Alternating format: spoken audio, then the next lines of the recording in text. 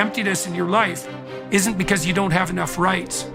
You have all the rights there are. You have more than you should. And it isn't because you lack consumerist options. You have Amazon and pornography, man. You can get whatever you want whenever you want it.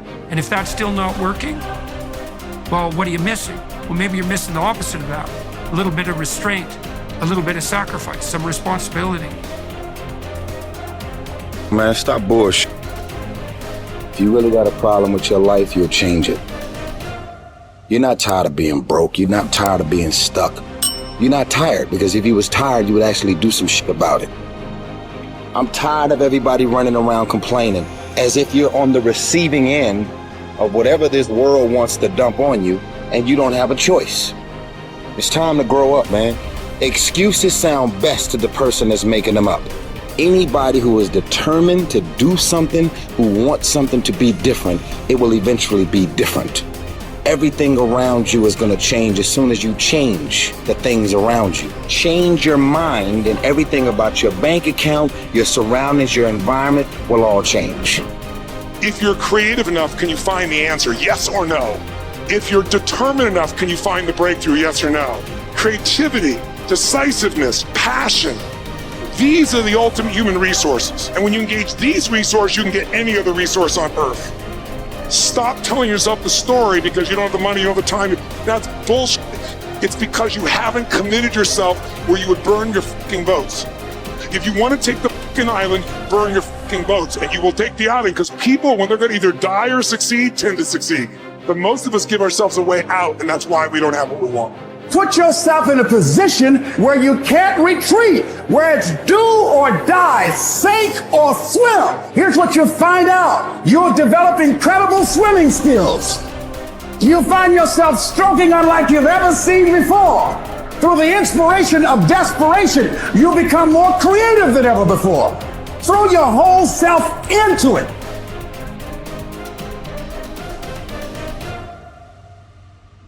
I'm talking about grit. I'm talking about endurance. Just having more stamina than they got. In order to get to the next level, you gotta sacrifice. You gotta take risks. You gotta be willing to do by faith whatever you're asked to do. Listen to me, there are no shortcuts to success. There are no discounts to success. It's always sweat. It's always blood. It's always tears. You always have to give all to be the best. Yes, it's hard, but I ask for it, and I'll do whatever it takes to maintain it. It is not easy, but I'm not about to quit. I'm not about to give up.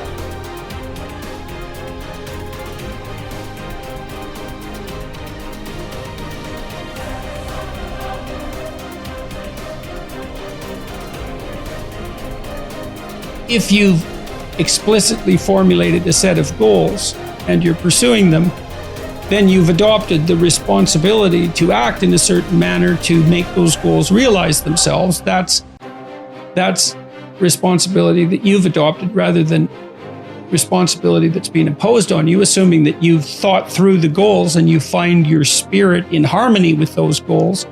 You can consult your resentment. I think that's a very useful step.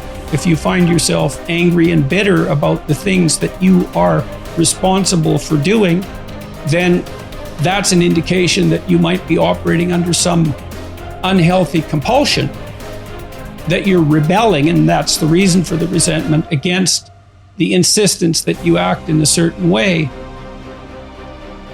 Although it's also possible that you're just immature and that you're rebelling against the discipline that's necessary to attain the goals that you genuinely do want to attain and that are valid and that you are actively engaged in constructing. So you have to get that straight, and some of that's a consequence of thought, and again, some of that's a consequence of discussion with other people with whom you're intimate enough to have a conversation like that.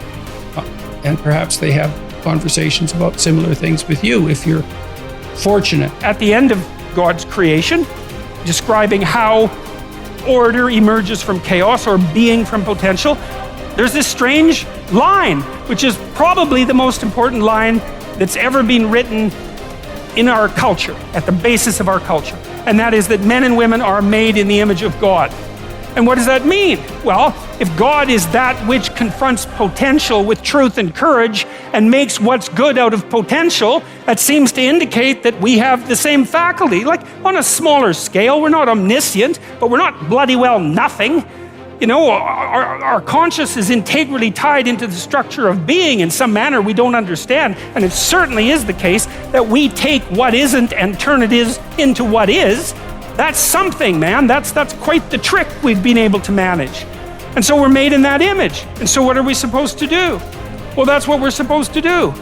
We're supposed to type our letters and make our phrases and construct our sentences and build our paragraphs and put our chapters together and make our books and communicate to people and straighten out the damn culture and constrain the malevolence and ignorance that besets each of us and push nature back and extend ourselves out into the unknown and confront the potential that's there in illimitable quantities and make the world better than it could be otherwise.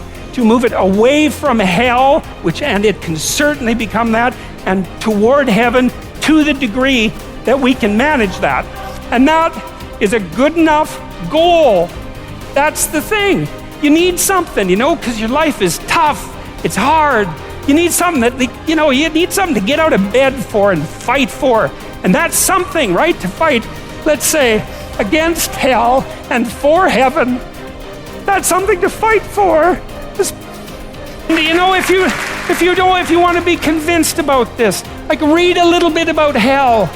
Read the Gulag Archipelago, or read Ordinary Men, or read The Rape of Nanking, or read about what happened in Nazi Germany during Auschwitz and all the catastrophes of the 20th century, and see if you believe in hell, and see if you think, well, maybe not having that happen anymore would be a good idea.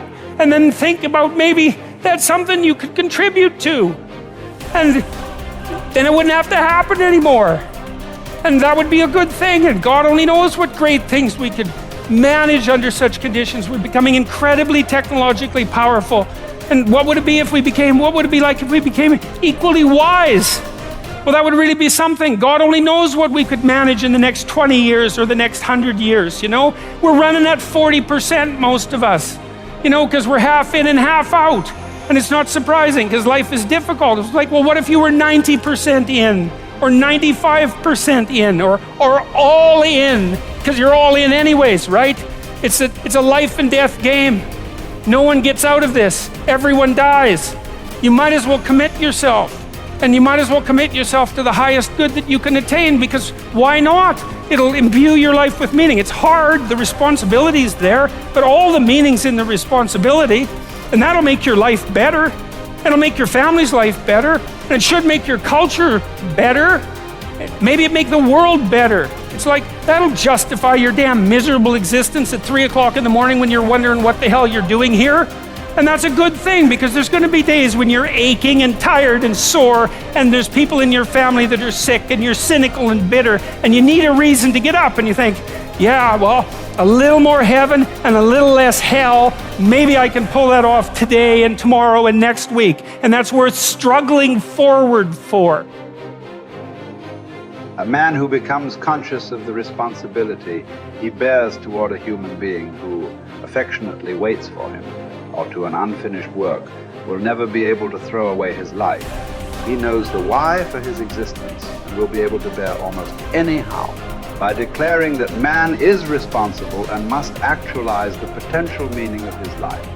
I wish to stress that the true meaning of life is to be discovered in the world rather than within man or his own psyche, as though it were a closed system.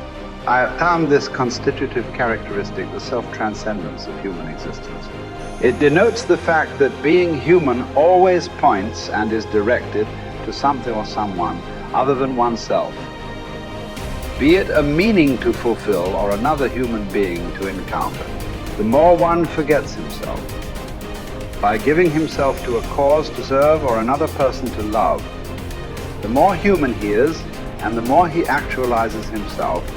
What is called self-actualization is not an attainable aim at all, for the simple reason that the more one would strive for it, the more he would miss it.